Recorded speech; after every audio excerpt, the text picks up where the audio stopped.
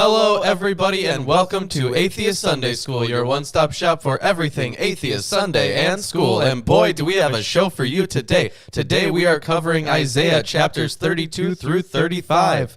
We were supposed to be doing it with Landon Knoll. Yeah, we don't know where he is. We don't. I mean, we scheduled this, over a month in advance. I don't know if something happened or what's the issue there. I'll keep my my phone out. So we got to change the name to And the Mystery of Landon Knoll. Yeah, I guess. No, we'll figure it out. Hopefully he's doing fine. Hopefully he hops in at some point during the show. Yeah. So anyways, he was supposed to be here. But you know what? It is the first Sunday of the month. Yes, it is. So you know what that means. You know exactly what that means. I know that it means for our patrons that pay $10 or more a month, they get entered into this T-shirt giveaway contest. Yes, you're right. There is a T-shirt giveaway. So just as soon as we're ready for that, let us know. You ready for that? All right, fantastic. Well, Chris, why don't you spin that wheel? That's the thing that he does. He spins the wheel, and then I'm spinning it. Yeah, he's spinning it. Man, it's the blue one, whoever that is. Who's blue? Ragabash, right? Yeah, I think so. Is it? I don't know. Yeah. Yep. Okay, fantastic. Ragabash Dabbler, you will be receiving a T-shirt. Yes, you will. Congratulations. One congratulation. Do the applause. Yeah, there you go. Sorry. Good job, Ragabash Dabbler. Yeah. You're incredible. What skill it took. Yeah. All right. Today we are going over more stuff with Isaiah, and everything, or almost everything that we've covered so far has been pretty much poetry, in poetic form. But next week, not this week. This week is pretty much like going to be the end of that for now. But next week we're going to be going into more. I mean, there's still plenty of poetry throughout, but we'll be going into more narrative stuff. Yes, and next week, I think we'll be finishing first Isaiah. Because it starts at 40, right? So we're either doing... All right, so next week we'll be finishing that. Yeah. So, we're almost done with the first Isaiah book. Yeah. We'll be in Deutero-Isaiah soon. It's coming. Yep. It's coming. We got commentaries. Commentaries galore. Yeah, we really do. They're wonderful. Yeah. I have a commentary. Did we go over all of them already? Well, no. Well, we haven't even introduced those yet. Oh, my goodness. We just gave away a shirt. Books. Oh, that's right. Okay. Right? I have the King James Version of the Bible. I have the English Standard Version of the Bible. We also have the Hebrew Bible, a translation with commentary by Robert Alter. And we have Erdman's commentary on the Bible, as well as the Holy Scriptures, according to some Jews. And the new King James, the second best version, of course. Yeah, I mean, of course. How could it not be? Yep. On top of that, we have other books. Yeah, we have some other commentaries, but we are not going to need them. And at least until the end of this week, I have the copy of Asimov's Guide to the Bible, and it will have at least two things to say on this group. At least two things. Chapters. Okay, great. 2 things. Well, we'll look up for them. Yeah, Asimov's Guide. Weird. Okay, so that's another commentary we have. This week on the 7th or the 8th, let me check. One of those days. Someday. Yeah, you guys will be getting something very special. It's going to be on the 7th, yes. The 7th at 8 a.m. Central Standard Time. You'll be getting the video on the Heavenly Horsemen. Wonderful. Yeah, gonna talk about the stuff in Maccabees and Jeremiah and Zechariah, and there's some stuff in Jeremiah about Israel having chariotry. A righteous Israel, but either way, lots of, and then Revelation, obviously, lots of interesting stuff coming up. Cool stuff. I also have the Quran script. That's on you. you gotta do Yeah, the proofreading. yeah, I gotta read through that. And if Lawrence okays it, then the scripts will be on Patreon for you patrons. Yeah. The video will come out soon. Yeah, we'll get to that. Yep. Well, then without further ado, we have chapter 32. Yeah, amazing. Good rhyming. Yep. I'm a poet. And you knew that. Yep. Behold! Behold! Behold. Right there. There we Yep. go. Okay. A king shall reign in righteousness, and princes shall rule in judgment. And a man shall be as a hiding place from the wind, and a covert from the tempest, as rivers of water in a dry place, as the shadow of a great rock in a weary land. Yeah, the shade of a great rock in an arid land. In a weary land just sounds weird to me. But either way, the note here I have on a king shall reign in righteousness and princes shall govern in justice. So the theme of the just king instituting a reign of perfect harmony is picked up from chapter 11, whether by Isaiah himself or, as some scholars prefer to think, by a later prophet in the Isaiah tradition. And then the note on the princes. The prophet envisages not only a righteous king, but an entire royal bureaucracy of noblemen enacting justice, which, is the... That's kind of the ideal state, right? Mm-hmm. I guess. Yeah. Maybe. I'd say for them. I don't think they're doing any better than that. Right? Yeah, I mean... Okay. But you know what? They're hoping for something good. Yeah. They're waiting for a miracle. And the eyes of them that see shall not be dim, and the ears of them that hear shall hearken.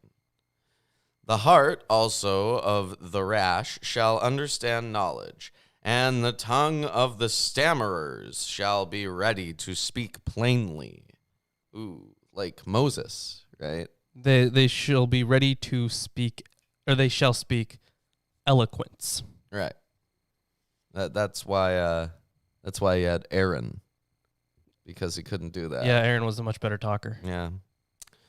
The vile person shall be no more called liberal, nor the churl said to be bountiful. The scurrilous man shall no longer be called noble, nor the villain named highborn. So, Liberal. yeah, right, liberal. So the scurrilous man, it is not entirely certain whether the Hebrew naval refers to turpitude or stupidity, or perhaps rather to a combination of the two. Blenkinsop neatly describes this condition as moral imbecility. Great. For the vile person will speak villainy, and his heart will work iniquity, to practice hypocrisy, and to utter error against the Lord, to make empty the soul of the hungry, and he will cause the drink of the thirsty to fail. The instruments also of the churl. Wow, they're causing drinks to fail now. Yeah. Yep. What does that even mean? They just won't quench your thirst. You won't get satisfaction from consumption. They just made it salty. The instruments also You don't like salt water? No. Oh. Well, I suppose I'm the outlier here. Yeah, it's Yeah. pretty unanimous, excluding you. The instruments also of the churl are evil. He deviseth wicked devices to destroy the poor with lying words, even when the needy speaketh right. But the liberal deviseth liberal things. Wow. And by liberal things shall he stand. Okay. So let's go over this a little bit here. So, verse 7, the villain, his vessels are vile. He devises infamous things to do harm to the poor with lying speech, when the needy speak in court. But the nobleman plans noble acts, and on noble acts he stands. So a good amount of stuff to talk about here, especially verse 7, I would say. Mm-hmm. The villain, his vessels are vile. The translation emulates the wordplay in the Hebrew, kele, kala, ra'im. More strictly, the initial noun means miser. So, I mean, the idea is that this villain ponders schemes to take advantage of other people, right? I'm sure, yeah. Okay.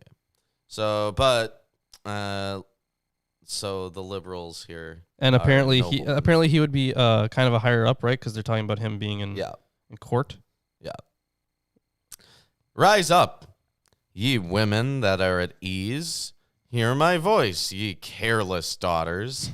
Give ear unto my speech. Many days and years shall ye be troubled, ye careless women. For the vintage shall fail. The gatherings shall not come. Okay, so he's talking about menopause. He's definitely talking about some sort of reproduction stuff. Mm-hmm. Upon the land of my people shall come up thorns and briars. Yea, upon all the houses of joy in the joyous city. Because the palaces shall be forsaken, the multitude of the cities shall be left. The forts and towers shall be for dens forever. A joy of wild asses, a pasture of flocks, until the Spirit be poured upon us from on high, and the wilderness be a fruitful field, and the fruitful field be counted for a forest. So it's very bountiful. So initially on this, there are a lot of stuff there's a lot of stuff in here that's very easily interpreted as very, very sexual themes of the sexual nature. Well, there's a lot of sexual themes. There's also, so the Spirit being poured upon us from on high, wilderness being a fruitful field. So, I mean, that sounds like an eventual utopian ideal that they're bringing up, right? Where the wilderness is so fruitful that why would human beings even engage in efforts to like cultivate the land, right? It's like a forest. Yeah, or there's going to be some sort of there's going to be abundance of things. It's like a ridiculous level of abundance. I do want to note this from Alter, however, on just the beginning of this section, when it says, women at ease, stand up, hear my voice, complacent young women, to my words give ear. So a female audience is addressed both because it is these women of Jerusalem who egregiously have been leading a self-satisfied life of luxury, compare chapter 3, and because it is the role of women to take up public keening in the time of disaster, which is about to come. The first of the two terms here is nashim, the second banot. And while banot, literally daughters, are definitely young women, there is no persuasive basis for the scholarly claim that nashim means married woman. Furthermore, so let's talk about the till a spirit is poured on us from above. Yeah, that was verse 15, right? Okay. This is the pivotal point of the prophecy. After the catastrophe in which the land is laid waste, God's Spirit will envelop the people, instituting an era of justice and fructifying the devastated countryside. Yeah, and verse 16 says, then judgment shall dwell in the wilderness, and righteousness remain in the fruitful field. Yeah. And the work of righteousness shall be peace, and the effect of righteousness, quietness and assurance forever. Very calm, serene. And my people shall dwell in a peaceable habitation, and in sure dwellings, and in quiet resting places. When it shall hail, coming down on the forest, and the city shall be low in a low place. You said hail? Mm-hmm. and it shall come down as the forest comes down, and in the lowland the town shall come low. There is a note on that, however. This entire verse appears to be damaged beyond repair. The first word in the received text is barad, hail, which explains why it's in the KJV, though the vowel points make it look like a verb, which makes no sense here. It has been amended here in accordance with one Hebrew manuscript and two ancient versions to yarad, shall come down, which at least yields semantic parallelism in the line. Even so, it is unclear what is being said, and attempts to explain the line or recover an original version that lies beyond it have been unavailing. So there's something for you. Unavailing, but something. Blessed are ye that sow beside all waters, that send forth thither the feet of the ox and the ass. That's the end of chapter 32. Yeah, who let loose the ox and the donkey. They're free. Back to verse 14, right? Because yeah. the palaces are forsaken, the city leaves. Classic stuff. Yeah. Classic.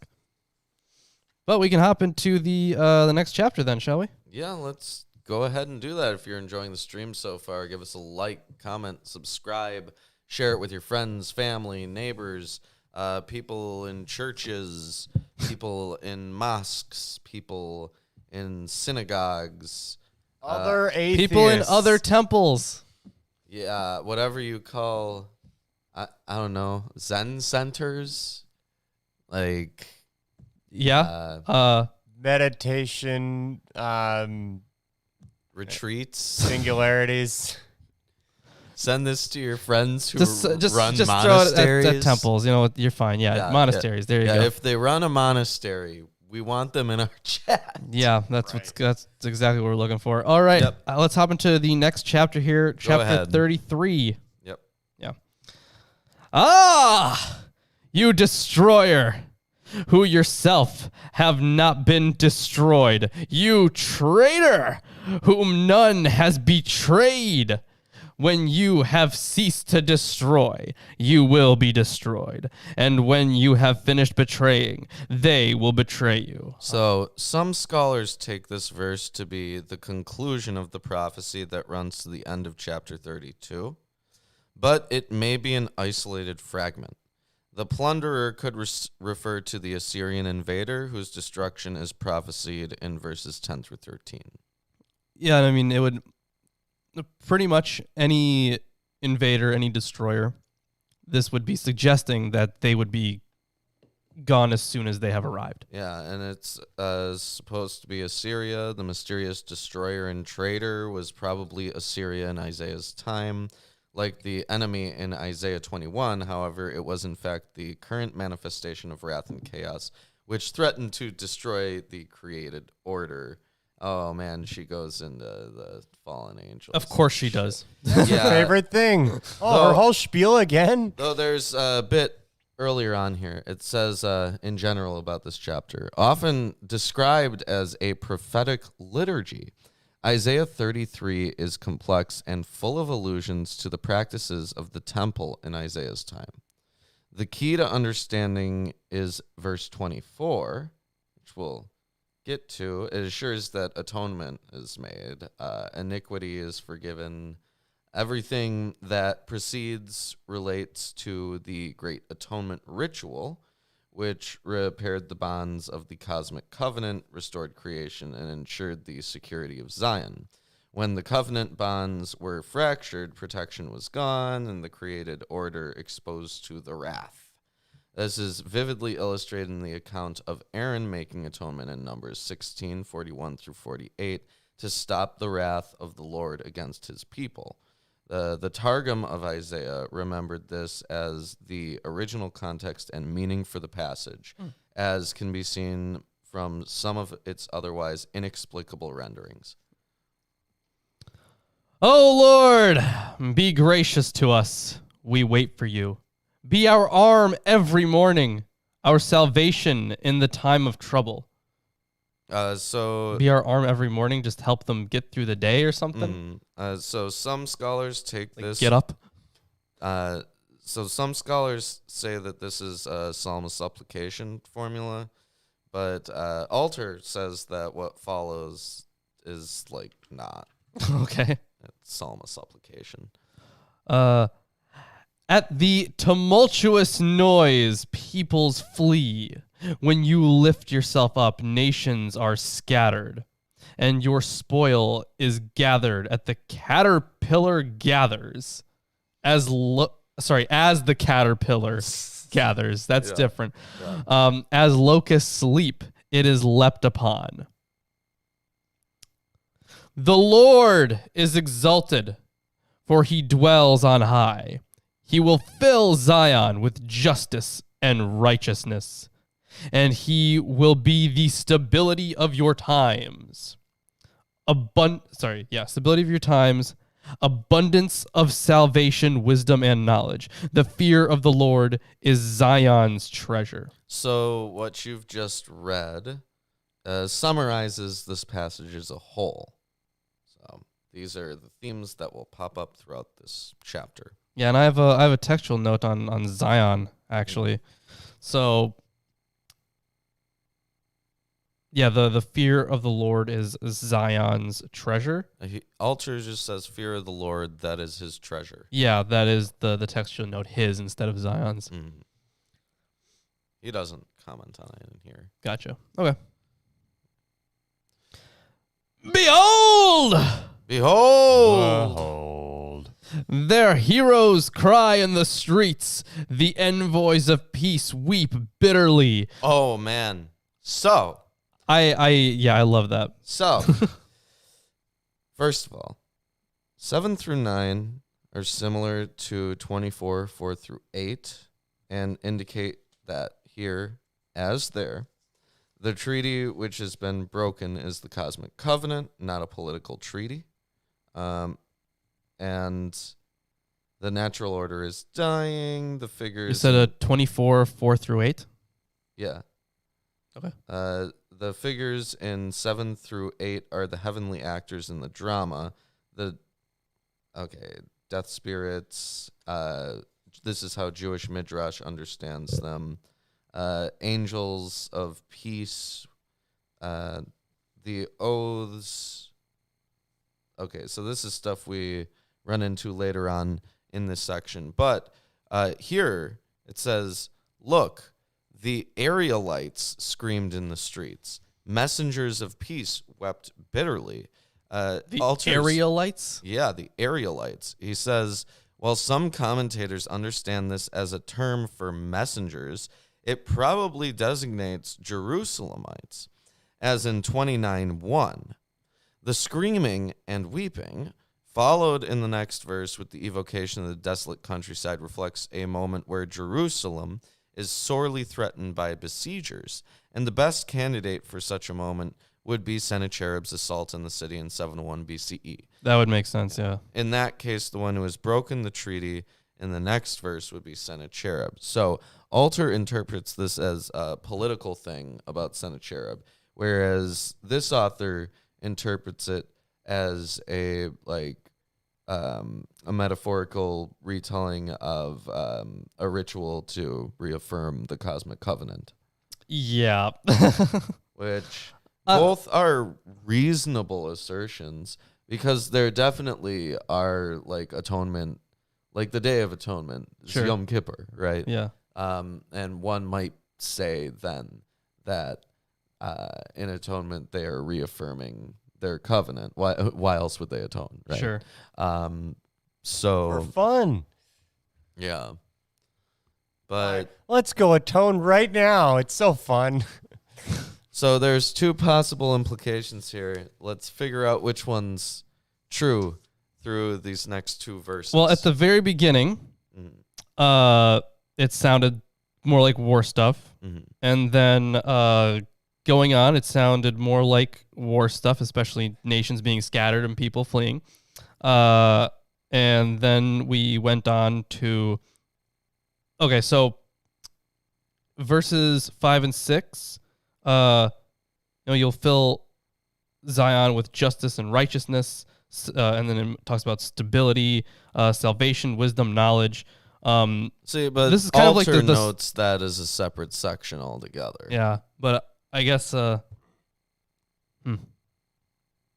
guess we'll keep going and we'll try to figure it out. But most of the stuff that I'm seeing is easier applied to war and then the eventual stability of the nation. Well, according to Eerdmans, the Targum of Isaiah says that the cosmic covenant context is the correct way to go. Good for the Targum, I guess. Yeah. Some Jews thought that. Sure. So anyways, yeah, heroes are crying in the streets. The envoys of peace weep bitterly. The highways lie waste. The traveler ceases. Covenants are broken. Cities are despised. There is no regard for man. The land mourns and languishes. Lebanon is confounded and withers away. Sharon is like a desert, and Bashan and Carmel shake off their leaves. So the only real note here is that where it says, spurn the cities, or the cities are despised. Instead, Alter has spurn the witnesses. So the Masoretic text reads spurn the cities, arim. But cities would be an odd object for the verb spurned. The Qumran Isaiah reads edim, witnesses, and this translation adopts that reading. So the witnesses? Yeah, instead of cities. Okay. Gotcha.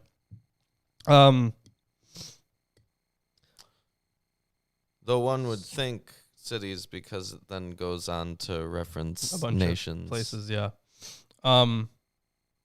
Although it does note that, yeah, the Dead Sea Scrolls have witnesses. Mm-hmm. So I think the references to the highways and the travelers, you're talking about some interstate relations, or at this point maybe it wouldn't even have been interstate, or sorry, it would be interstate, right, and not intrastate. I guess. Okay, whatever. It's all like Assyrian stuff at this point. Like they've taken over, I'm guessing. Yeah. And they did have these long highways, and people had to travel very far because they were dispersed. And also quite a ways away. Well, there's traders who would go along any highway network, right? Sure, yeah. So if the highways are desolate, then nobody's coming to do trade, which implies that they're in a terrible economic situation as well. Now I will arise, says the Lord. Now I will lift myself up. Now I will be exalted. This actually shares a lot of stuff with some of the previous verses. Mm-hmm. I think especially with so verse 2 there, right? Mm-hmm. Verses 2 through 6, I would say, maybe. It shares already a lot of similarities with that. Because, you're talking about raising them up, lifting himself up, being exalted. And we kind of get some different ways of saying that same thing in the other verses. Well, here it's a turning point. It's supposed to be when God summons his power to rout out the Assyrian. Yeah, sure, exactly. Yeah, now he's ready to take Jerusalem back. Mm-hmm. Yeah, but I'm just saying the language is kind of reminiscent of. It's like the condensed version of some of the other stuff that we've read. Mm. You conceive chaff. You give birth to stubble. Your breath is a fire that will consume you. And the peoples will be as if burned to lime, like thorns cut down that are burned in the fire. So that was a weird verse. Mm-hmm. What? There's no commentary. No commentary? You conceive chaff? You conceive... it's just... The you refers to the Assyrians. Well, conceiving chaff and giving birth to straw is an image of futility. since these are combustible materials. Okay. Okay. Of There course. we go. It represents their vulnerability to God's consuming fire. Gotcha. Okay, that explains the consuming fire reference. All right. Makes sense now. Hear, you who are far off, what I have done, and you who are near, acknowledge my might. The sinners of Zion are afraid. Trembling has seized the godless. So Oh, this fuck. turn. Are you guys trembling yet? Oh. Ooh. There you are. Yeah. The turn of the miscreants within Jerusalem marks the beginning of a new prophecy. It's possible that the appearance of consuming fire at the end of this verse led to the editorial decision to place this text here after a prophecy that ends with consuming fire. Oh, that's fun. Who among us... Oh, this is what the godless are saying. Who among us can dwell with the consuming fire? Who among us can dwell with everlasting burnings? And by the way, these wouldn't even necessarily be atheists. They would just be people who aren't Jewish or Israelites, I guess, at this point in time. It wouldn't really be Judaism yet. Yeah, the followers of, Yahwism, I guess you could call it. So it's really not unbelievers wouldn't be saying this, just specifically non-Yahwists. Yeah. He who walks righteously and speaks uprightly, who despises the gain of oppressions. This list of ethical attributes has a catechistic look that recalls two different psalms in which similar questions are asked of a pilgrim ascending the Temple Mount. You remember that? No. Neither do I. I think I remember there were psalms like that were used in travel, like in book 4. I remember there were songs of ascension. Ascension. Yeah, when you're going up to the temple. Maybe he's referring to some like songs of ascension, but I don't know. He doesn't give a specific one. Yeah. Anyways. Who shakes his hands lest they hold a bribe, who stops his ears from hearing of bloodshed and shuts his eyes from looking on evil. He will dwell on the heights. His place of defense will be the fortress of rocks. His bread will be given him. His water will be sure. So this may be when they're talking about this physical description of the place, it may be punning references to the Temple Mount. Okay. Your eyes will behold! Behold! Behold. The king in his beauty. They will see a land that stretches afar. So this prophecy harks back to Isaiah's evocation of an ideal king in chapter 11 and elsewhere. Sure, and talking about the king's beauty. Do you remember that weird marriage psalm where God was getting married to Israel? Do you remember that one? That one was weird. That was ridiculous. Yeah. A land stretched out to the distance. It says that the literal sense of the Hebrew is a land of distances. Yeah, they will see a land that stretches afar. Your heart will muse on the terror. Where is he who counted? Where is he who weighed the tribute? Ooh, who counted? Yes, it's quite unnecessary to suppose, as some scholars have done, that a census is envisaged. What the prophet has in mind is the splendid abundance of buildings and towers in the restored city. Yeah, precisely as in Psalm 48:13. Go around Zion and encircle it, count its towers, which is also a poetic celebration of triumph over enemies who have attacked Jerusalem. Okay, so, and yeah, that's kind of expanded on a little bit in the next part of the verse. Where is he who counted the towers? You will see no more the insolent people, the people of an obscure speech that you cannot comprehend, stammering in a tongue that you cannot understand. Foreigners. Ooh. They're scary foreigners. Don't even. I get that the speak Assyrians. Hebrew. I get that the Assyrians destroyed a bunch of things, and you should probably, you probably wouldn't like them because of that. Yeah. But I don't think them speaking a different language is the reason why you wouldn't like them. No, I can't understand them, and I don't like that. Yeah, they should speak American. Behold!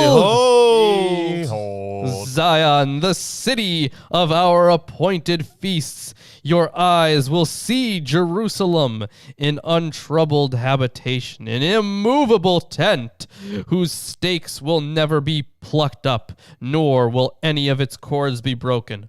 Oof, that was just not true. Sorry. Yep. That didn't work out. For me. Yeah. Sucks.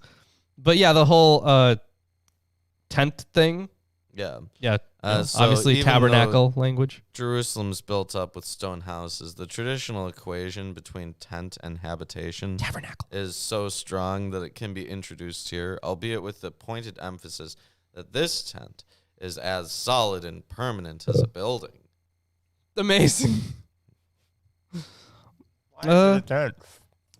But there the Lord in majesty will be for us a place of broad rivers and streams where no galley with oars can go, nor majestic ship can pass. So, that means no invading fleets can. Yeah, But exactly. So Because there, galleys are big ships. there are no broad rivers in the land of Judah. But this is a kind of utopian fantasy. Aren't they like under galleons? It's just well, I guess They're the second biggest. they're in the pretty big. time, I know In the that. time, yeah. So when it they have enough for water, but like a huge ship can't go down it. Yeah. Yeah. Either way, where are we?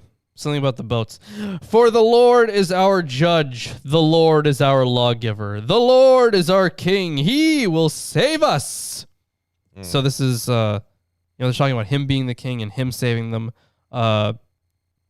So then, if this section was referencing back to earlier in the text, then they would be talking about two different beings, right? Because one is to God and one is to somebody else? Or am I getting just confused? I think you're getting confused. Okay, fair You're enough. so confused. You Thank you. slapped yourself in confusion. Your cords hang loose. They cannot hold the mast firm in its place or keep the sail spread out. Then prey and spoil in abundance will be divided. Even the lame will take the prey. Oh, yeah, there's more of that stuff. Yeah. So this could accord with the description of the sudden flight of the Assyrian army that appears in 2 Kings 19. And no inhabitant will say, I am sick. The people who dwell there will be forgiven their antiquity. Yeah, the people who live there are pardoned of crime. That's nice, I suppose. Yeah. That's the best you're going to get from him. Is that the end of that chapter? That is the end of that chapter. Incredible, but do you hear something? You know what? I think I do hear something. I hear something. Oh, no, are you going away? Oh, no. Come back for some reason. Behold, I am your Lord and Savior, Jesus Christ, and I want to let all you heathens and sinners know that I support this wonderful episode of Atheist Sunday School. Lawrence and Reuben try their very best to bring you the true glory of the Bible, and they need your help. They have provided links to their Patreon page and other social media just for you. Once again, my name is Jesus Christ, and this is Milwaukee Atheists. The Lord is with them. God bless. Wow! Jesus Christ! Look what you've done! Look what you've done to Reuben! He isn't here anymore! I am so distraught. Ladies and gentlemen, I am sad. I'm saddened by this I'm news. sad because he's supposed to read the next part. I cannot continue. Without him, literally, yeah. Well, Do you want me to read it? Probably can. No, I don't want you to read it. Man, but I'm sure I could handle it. Yeah. So one thing that we are going to be covering this chapter, I think that it's this chapter. If my memory serves correct, Lilith. Lilith. That's right. That's the only commentary I have is a little bit on Lilith. Okay. Yeah. You know what? I don't even care what Asimov has to say about Lilith, all right? He says pretty much what you have to say. I'm sure that if you read Asimov's commentary on this, he will say Lawrence Yufa is correct in his in everything he said in that video. Watch you say stuff first, and then I go, "Oh man, that's all I had to say." So, I think this is the Lilith stuff. Man, or Minecraft. We've got subs popping up. 2 of them. It's interesting. Sweet. Yeah, Minecraft abandoned God. Thank you. That's interesting. Wow. Oh my God! Look who's back. Back again. It's Reuben. Ruben's Jesus back. has returned you. Tell a friend. All right, Ruben. I'm telling you, you're back. You're back. Yeah. Don't you guys have any other friends? Not here. I mean, no. Just Lawrence. I think he knows. Wow. I don't know anything. Oh, well, Ruben's back. Oof. Hello. Hail! I have returned from my travels. I have learned many things. Have your eyes been opened? My eyes have been opened and now I can see. Good. Yeah. And Hopefully your eyes can see well enough to read this chapter. so well, in fact, that I can prophesy that those who subscribe to Milwaukee Atheists will live long and bountiful and fruitful lives, and their descendants will be as numerous as grains of sand. Some exceptions may apply. You know, he did just get taken away by Jesus, so you should probably listen to him. Yep, that happened. Yep. No chance it didn't happen. So let's hop into this next chapter here. Yes, chapter 34.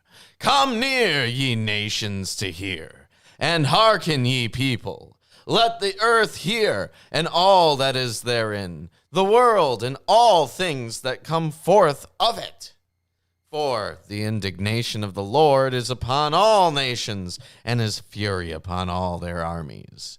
He hath utterly destroyed them. He hath delivered them to the slaughter. Yeah, so although a specific national target or divine wrath will emerge in verse 5, the initial perspective is global and, in effect, apocalyptic. Well, not quite apocalyptic, but Let me know when you finish verse 5. Okay. I will. All the earth is summoned to listen to the dire prophecy, verse 1, and God's devastating judgment sweeps across the whole world. Spider the Tail, thank you for the $1.99. You know, that's going directly to our 666 donation drive. Once we hit $666, we're going to get a thetan meter. We're going to see who's the most clear, and we're going to take it apart. Yeah, that's exactly what we're going to do. And then we're going to tell you how to get whatever you want. using thetan meters. All right, let's. We'll tell you all about Scientology. Yeah, it's going to be a fun time, I hope. And so yeah, go ahead and give donations to our friend Ball over here. Yep, Baal. Yeah. Let's continue. Yep. Their slain also shall be cast out, and their stink shall come up out of their carcasses, and the mountains shall be melted with their blood. Oh, damn. Probably not literally melted. Shall melt from their blood.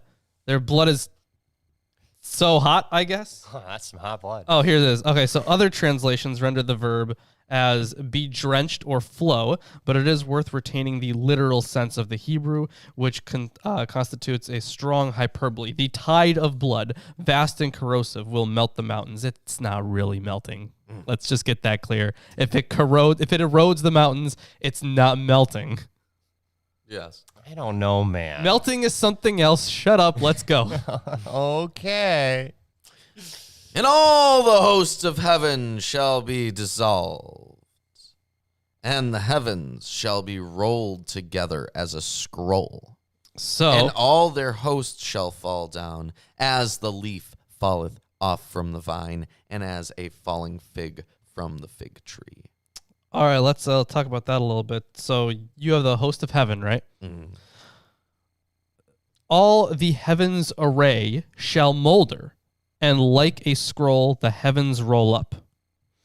So the apocalyptic scope of the poetry is strikingly evident here. The swath of divine fury will encompass the very heavens, withering the stars, which as the army or host of the heavens corresponds to the armies subjected to God's wrath in verse 2. So when the heavens are rolled up like a scroll, does that mean that like the stars and everything like They go together and well, they get rolled up into one mass in the sky when you're looking up at them?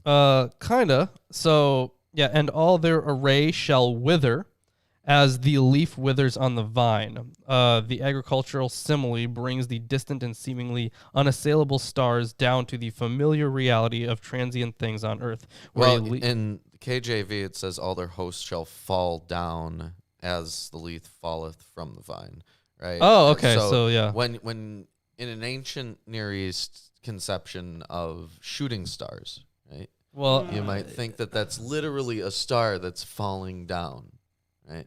It's shooting off somewhere because they believe in this like cylindrical universe. it's really weird. Yeah. I mean, the thing is, Isaiah might have, a different view of the shape of the earth than the authors of Enoch. Oh yeah, and the author of Isaiah might have a different view of the shape of the earth than Isaiah.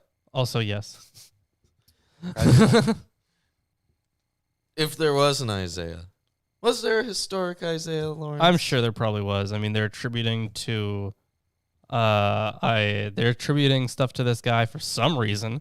So there may have been some, because the thing is, prophets were, hired for kings. You had usually. like court prophets and stuff, and usually there was probably a number of court Yeah, prophets. definitely. Right, so I'm assuming at some point maybe there was a court prophet whose name was Isaiah. Who was probably just important. Yeah, Yeah, maybe. and it's like I mentioned in the first episode on Isaiah that we did, that it's really not possible to tell what was we can probably tell the earliest layers of the text.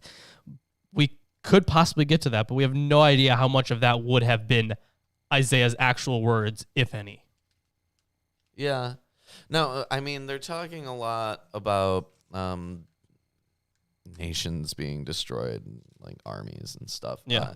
So, like, one gets the image that this Isaiah guy is basically being called in by a leader, as in many cases in the ancient world, right? When that leader wanted to know whether or not to proceed with a military engagement. Right. Right. So, And that did happen a lot. We even had some of that in the King's narratives as well. yeah. So maybe Isaiah's like that kind of figure. Yeah. Here's verse 5. So All when I'm right. finished reading it, I'll be done with verse 5. For my sword shall be bathed in heaven. Behold, Behold! it shall come down upon Idumea and upon the people of my curse to judgment. All right, so my commentary is that Idumea is the given name to Edom in Greek and to Roman in the Roman times. And in the standard revised version, Edom is, I guess, that place. Great.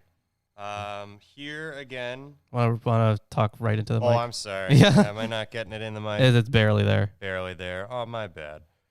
Let's see. Anyways, it's like Moab. Edom is not merely meant as itself, but as a representation of heathen oppression, generally speaking. That's all. I mean, yeah, they were big opponents Yes. for Israel, so that would make sense. All right, and I got verse 14, and that's all I got. All right. The sword of the Lord is filled with blood.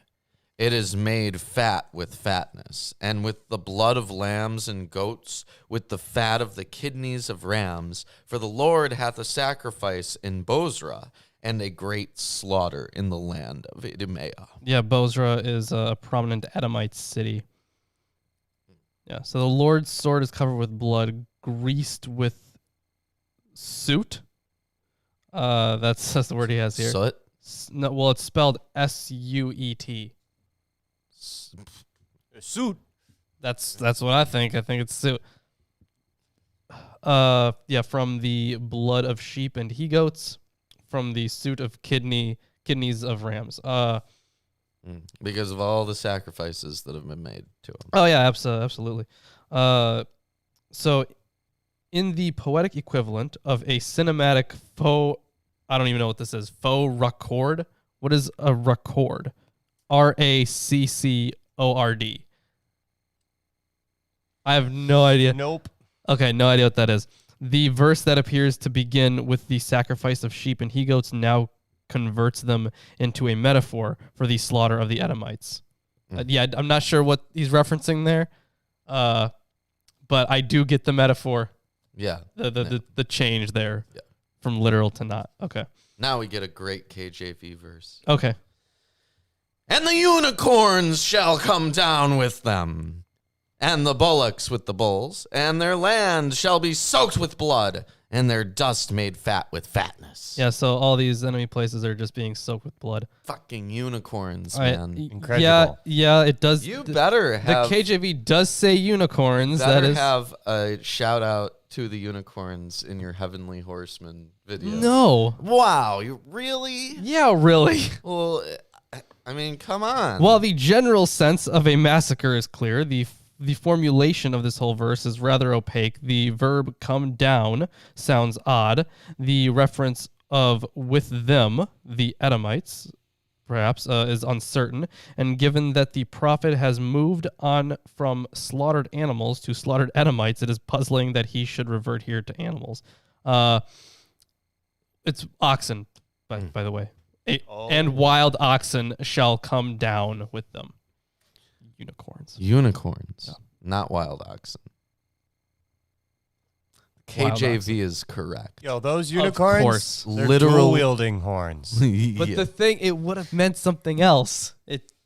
Okay, whatever. Let's Unicorns have one horn. Except these dual-wielding ones, they're called ox. Yeah, those are yeah. bi-horns. Horns. Let's just call They're them that. bihorn mutations of Quadrupedal. unicorns. Yeah, they're not They're the same kind. unicorns. Don't worry about it. For it is the day of the Lord's vengeance, and the year of recompenses for the controversy of Zion. Finally, I've been waiting for the revenge of the Lord and the Yep. year of retribution. About time. Yep. And the streams thereof shall be turned into pitch, and the dust thereof into brimstone, and the land thereof shall become burning pitch. It shall not be quenched night nor day. The smoke thereof shall go up forever. From generation to generation it shall lie waste. None shall pass through it forever and ever. But the cormorant and the bittern shall possess it.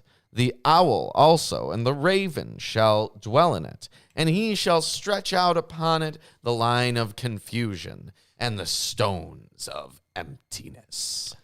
So, let's talk a little bit here about the imagery. So, we've had a lot of animals pop up in these verses, right? So, the hawk and the hedgehog I have for verse 11.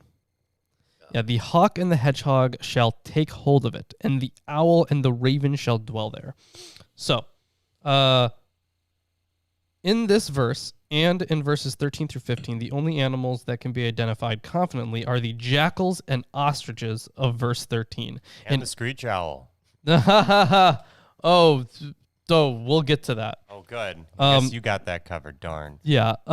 In any case, all these are beasts whose habitat is the desolate wilderness. Yeah, and then the welter and waste, I have it here. And he shall stretch over it the line of welter, the weight stones of waste.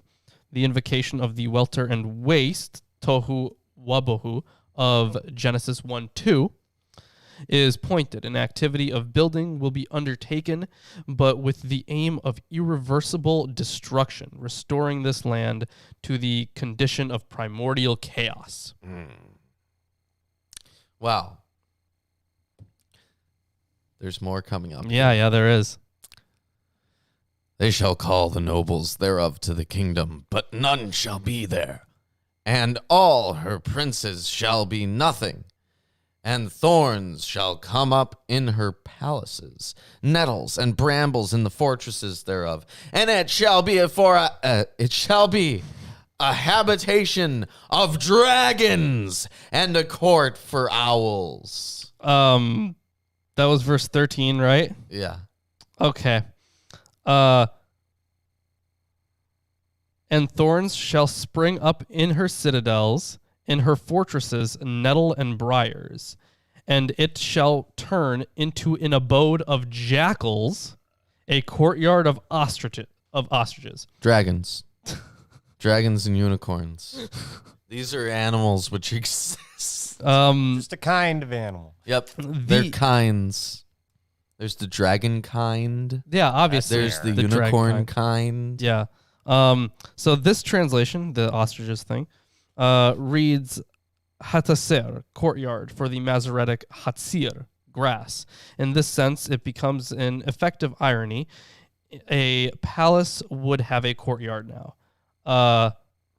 With the Edomite palaces in ruins, ostriches make these places their courtyards. Okay. I see what they're going for there. Now here's verse 14. All right, great, exciting. The wild beasts of the desert shall also meet with the wild beasts of the island, and the satyr shall cry to his fellow. The screech owl also shall rest there and find for herself a place of rest. I'm assuming this is Lilith. The screech owl, Yes, the screech owl is Lilith. Lilith. The actual word that is used, the Hebrew one, is Lilith. Screech owl is just a translation. There are lots of translations. It's translated as night demon sometimes.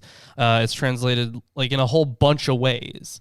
So we have dragons, unicorns, satyrs, and night demons. Yeah, so the satyr and also a Lilith here. As happens not infrequently in biblical poetry, there is an overlap between zoological and mythological entities. In the midst of the hyenas and jackals, goat demons and a demonic goddess of the night make an appearance. No, it is not a demonic goddess of the night, Alter. Sorry. I think it is a night demon. At this point in time, it would not have been any kind of goddess unless they would have been referring to like Lamashtu or something, and I don't think it was. So here's an interesting thing. It's just a one word, night hag, is Yeah. what is described here. And that's fascinating because, at least in Dungeons and Dragons, there's a lot on night hags. They're Okay. weird beasts that live on the borders of the real world and like the outer worlds, like the godly realms, and they try to steal people from their dreams. Literally, just Okay. like a Lilith. Which is Well, now I'm making the comparisons between it's- night hags and Lilith. Well, Kind of. It's a little different. Night hags are just a folk tradition that originally came from people who had sleep paralysis and would experience night terrors. One of the things that many people experience while they're in their night terrors is like witches or like old women who will like come up and like place their hand on their chest. They'll feel a pressure, right? And they'll interpret that, hallucinate. Yeah, but Basically. Lilith was a very different thing. In fact, I made a whole video on Lilith. Sure. I just think that there's parallels there that are cool. The thing is, when it, so yeah, it would have come from the Assyrian, Sumerian, Lilitu, went by a lot of names, but they were night demons. It's a class of demons basically, and they would. There were male ones as well, actually. So you had male ones and you had female ones, and they would basically cause how do I put this lightly, night emissions. So, like in the Hammer of Witches, the book, they talk about the demons, the demonesses, the succubi and incubi. Right, those were like a major portion of the Hammer of Witches. Definitely closer to a succubus, but not. They also were attributed with the nightly emissions thing. Yeah. But I think that it's interesting because a lot of people, again with the night terrors, right? They'll see shadow people, right? Male or female, right? With or without features. So that might be something that they're referencing there. I'm not sure. I'm not sure how common that would have been in the ancient Near East. Well, the thing about, I don't know how common it would have been either, but the thing about Lilith in general was they were thought to pretty much move with the wind and like live in the desert and stuff like that. So like that's how they would like get you at night and stuff. So as they had to explain why they weren't there, when people were like, there's a thing. Yeah. So yeah, Lilith have there's a lot of very cool stuff about Lilith, and the development of the tradition is very interesting. But if you want to hear more about that, I have a 30+ minute video on it. So yeah, Lilith and Myth and History. Yep. I'll continue then. Okay. There shall be the great owl. There shall the great owl make her nest, and lay and hatch, and gather under her shadow. There shall be the vultures also. There shall the vultures also be the gathered, every one with her mate. Seek ye out of the book of the Lord, and read. No one of these shall fail, none shall want her mate.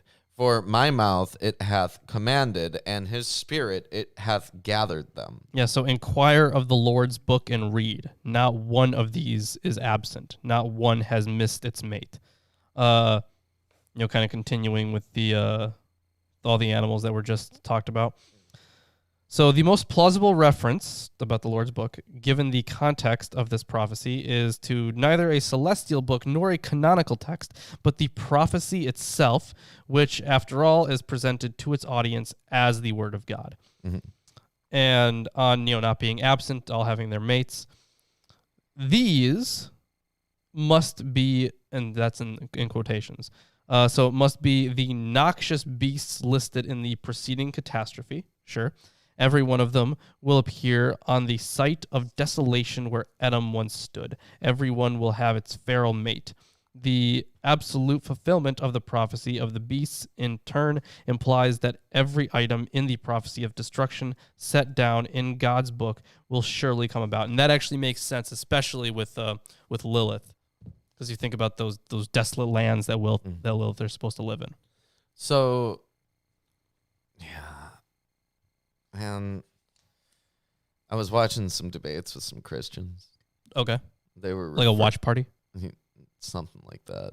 When you were watching debates with Christians. Where Christians were debating. Okay. Yeah. That's different. Anyways, I was watching some of these debates, and some of them referenced the Bible being the direct word of God. Right? I'm sure you've seen this kind of thing. I've seen that kind of thing, yeah. And how could you even come to that conclusion if you've read the Bible? You don't.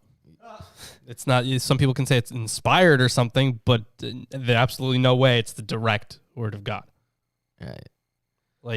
It's But unless it's you're talking to unless you're talking to some fundy who really doesn't understand any of this, no scholar, no Christian scholar would actually tell you it is the direct word of God. Right. Now here, it's like the book of the Lord.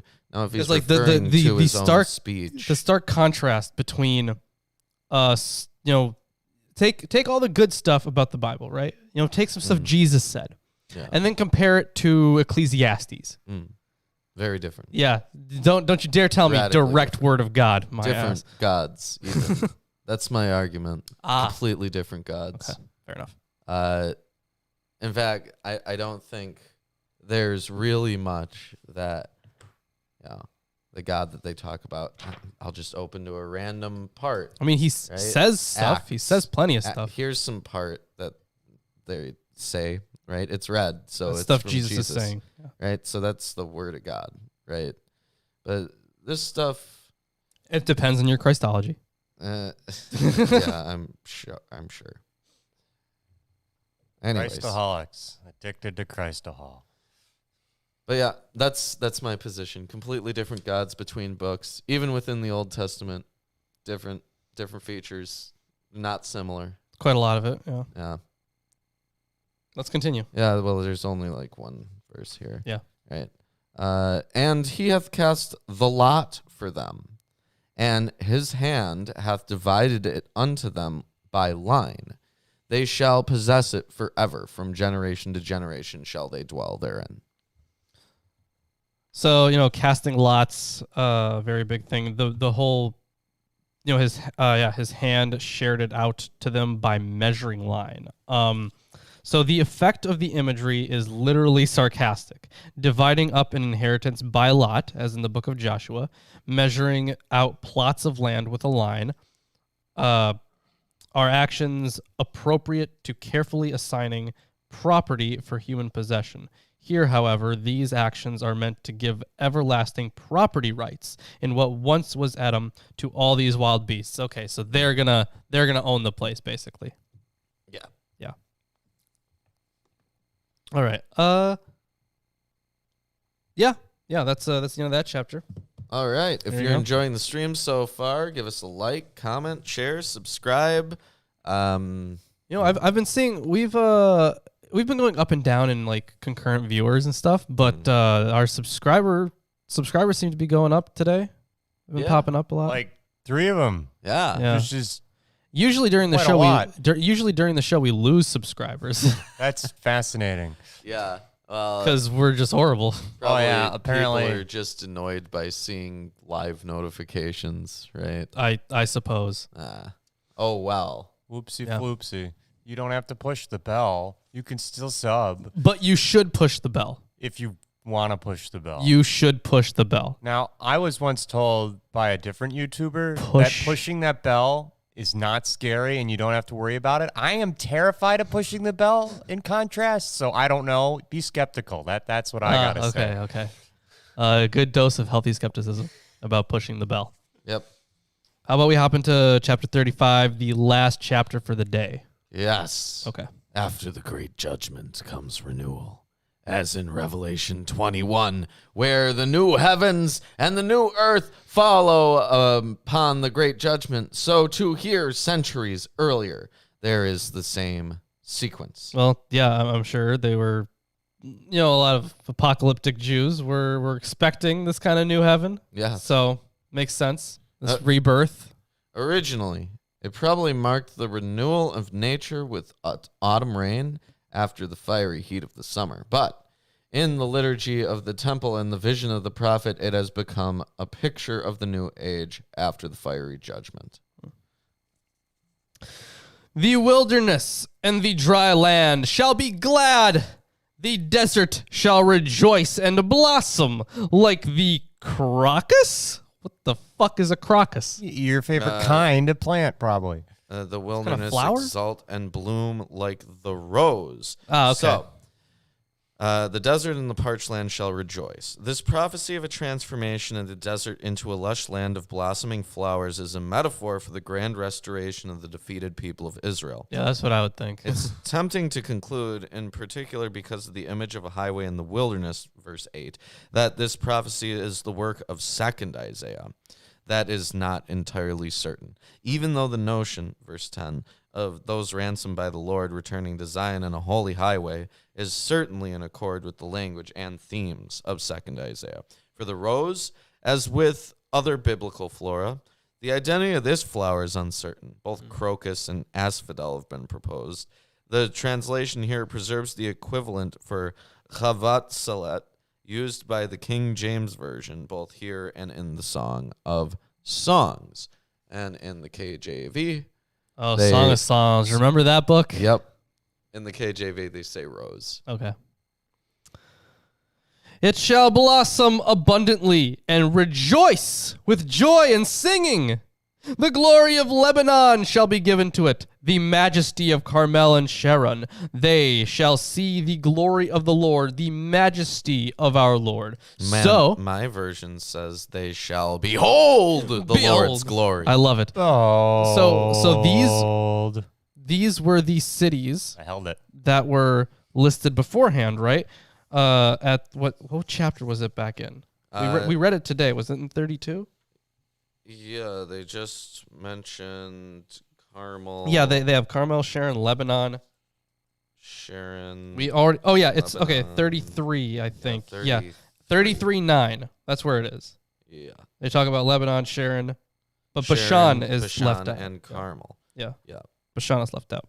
So, anyways, strengthen the weak hands and make firm the feeble knees.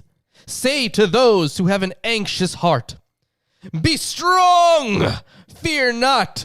Behold, your God will come with vengeance, with the recompense of God. He will come and save you. Well, I sure hope he'd come with the recompense of God. He's God. Save me, God. Oh, that's okay. No.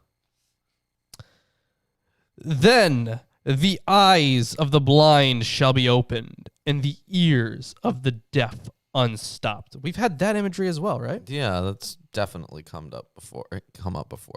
That's come up all the time. Yeah, so this is something that happens in the Jesus story too later on, is the blind people being given vision, right? So I'm sure that some Christians interpret this Like that's a good way to prove you can do cool stuff, is to make somebody not blind. Yeah. Oh. Right. But I think this is something that came up in Psalms. No, the specific, those first two lines for verse 5, that has come up today about the deaf and the blind. Has it today? I could swear it has. As I'm sure that it's come up before. I mean, like today specifically. Let me. I'm looking through. Okay, you can go ahead and do that. Then shall the lame man leap like a deer, and the tongue of the mute sing for joy. So, it is kind of the some very replenishing stuff is being restored in a sense. But yeah, I could swear we got this imagery today. Yes. You can swear. Okay. Either way. Yeah, those we had in 32:3, and the eyes of those who see shall not be sealed, and the ears of those who hear shall listen. But I don't see anything else about blindness and deafness. That was what I was directly next to each other. But if that's what you were talking about. Yeah, that is what I was talking about. Okay. Yeah. Not exactly the same. But I wasn't saying it was like a verbatim thing. It was just saying that the imagery is there again. Yeah. Either way. For waters break forth in the wilderness, and streams in the desert. The burning sand shall become a pool, and the thirsty ground springs of water. In the haunts of jackals, where they lie down, the grass shall become reeds and rushes. So there's actually a bit on this blindness, deafness. I'm sure. The disabilities, this isn't Eerdmans, the disabilities described in 5-6 indicate more than physical conditions, since the words for blind, lame, deaf, and dumb are almost identical to the names of four types of heavenly beings. With wordplay characteristic of the Isaianic style, we see here the ending of their power as their victims are released from their disabilities. The words the blind and the lame appear in 2 Samuel 5:6, concealing the guardian deities of Old Jerusalem, the watchers and the threshold guardians. The dumb is a word which looks the same as the gods, who are judged in Psalm 58:1, and the deaf is the same word as for those who practice the magic arts in Isaiah 3:3. Jesus alludes to this prophecy in his reply to the messengers from John the Baptist in Luke 7:22 that the healings were largely of these 4 disabilities is no coincidence. They were acted parables, intentional signs, like Ezekiel's river from the temple in Ezekiel 47:1-12. So, Yeah, there's that. yeah. And a highway shall be there, and it shall be called the way of holiness. What verse is that? That's verse 8. Verse 8. A highway shall be there, a holy way it shall be called. Yeah. Mm-hmm. The unclean shall not pass over it. It shall belong to those who walk on the way. Even if they are fools, they shall not go astray. Ooh. Okay, so this is something. This is something else. Mm-hmm. These are obviously meant to stand in contrast to the pure ones, maybe Israel's exiles, who are destined to go on the highway through the wilderness. But the use of the term fools is rather odd. Yeah, I would say so. Yeah. No lion shall be there, nor shall any ravenous beast come upon it.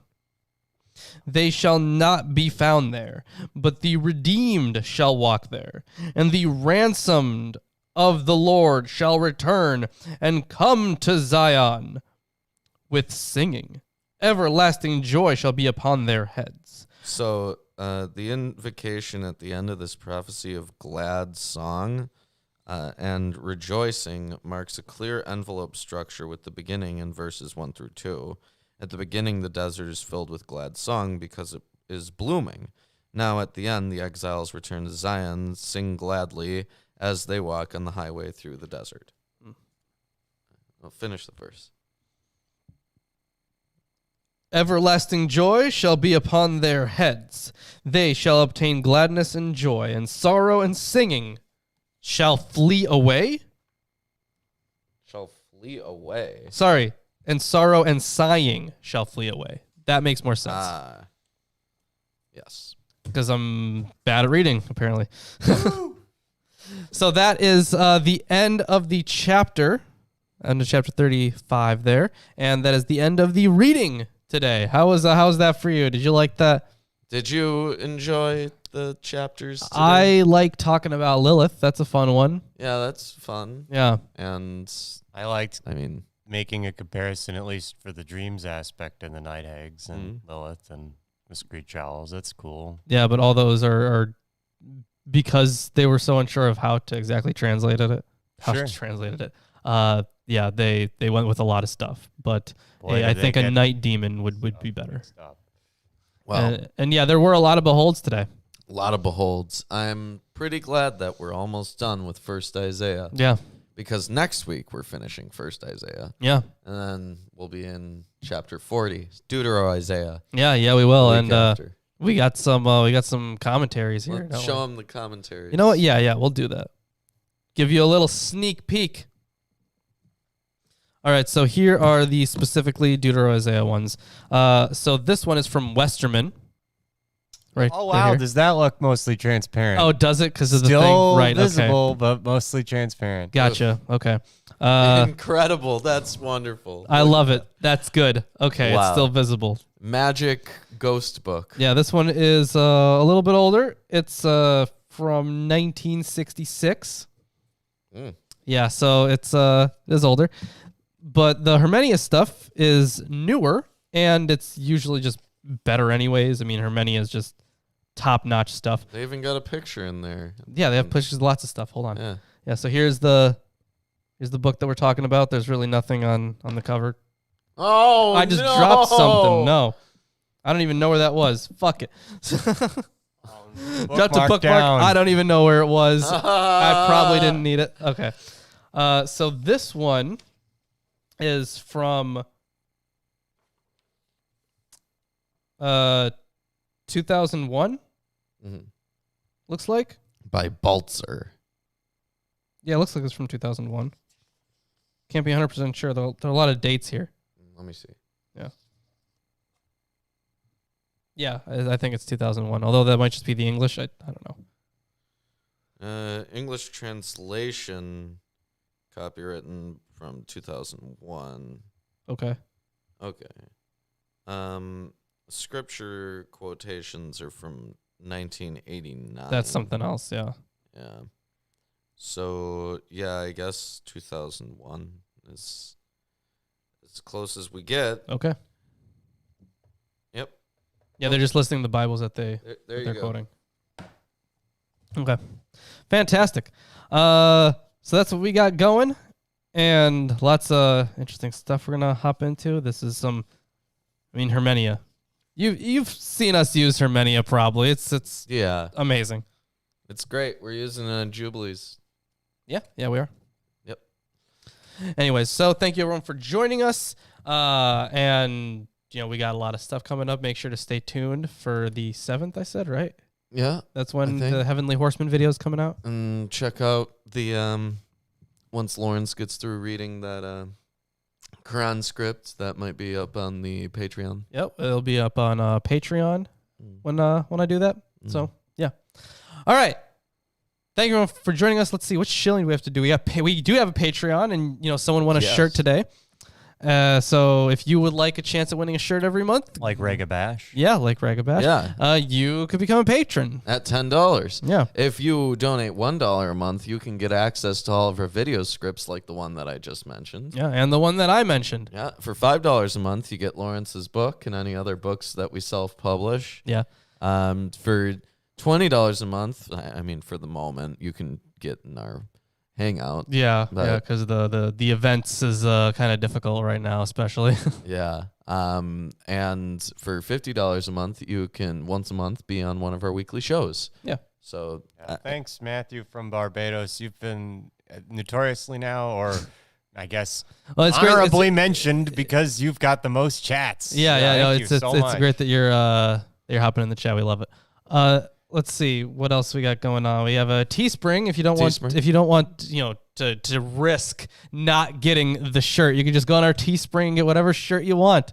yeah, and if you want to get us something for this table or a source for one of our videos, you can go onto our Amazon wish list in the description and occasionally linked to through Nightbot. Yeah. And the Amazon wish list will show you a huge list of books that you can buy us a book. We can use it on the show. We can read it so that you don't have to. Yeah. And it's kind of a bummer that Landon didn't show up today. Yeah, it's a bummer. Yeah. We'll figure out what happened with Landon.